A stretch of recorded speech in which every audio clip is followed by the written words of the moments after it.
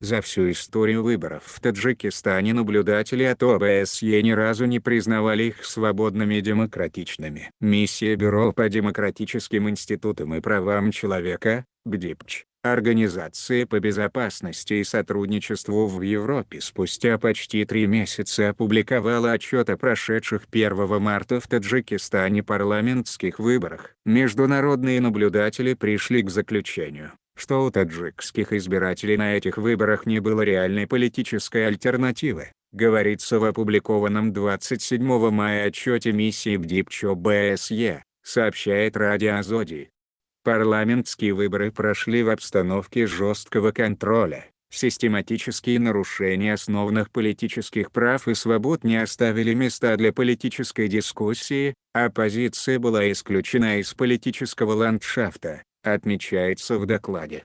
Рахматилла Заиров: официальные результаты выборов являются неправовым, а политическим и сфабрикованным решением 1 марта 2020 года в Таджикистане прошли парламентские выборы. По официальным данным, правящая Народно-демократическая партия набрала 50,4% голосов, партия экономических реформ – 16,6%, аграрная партия – 16,5%, социалистическая – 5,1%, демократическая – 5,1%, коммунистическая партия – 3,1% и СДПТ – 0,32%, не преодолели 5% барьер и не получили депутатских мандатов по партийному списку. Миссия БДИПЧ ОБСЕ отмечает, что на парламентских выборах было зарегистрировано более 240 кандидатов, в том числе 48 женщин,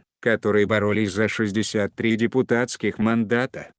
Все 7 официально зарегистрированных партий участвовали в выборах. Правящая НДПТ выдвинула максимальное число кандидатов, говорится в отчете. В одномандатных округах были зарегистрированы самовыдвиженцы, лояльные к правящей партии. Центральная комиссия по выборам и референдумам Таджикистана не опубликовала полный список кандидатов, тем самым лишив избирателей возможности ознакомиться с перспективными кандидатами. Миссия БДИПЧ ОБСЕ обратила внимание на то, что ни одна из партий не выступила с критикой политики президента и правительства. Ни одна партия, за исключением СДПТ, не осмелилась поднять важные вопросы внутренней и внешней политики, коррупции, местничества, зависимых судов и подконтрольных СМИ, и другие очевидные для граждан проблемы, отмечается в отчете.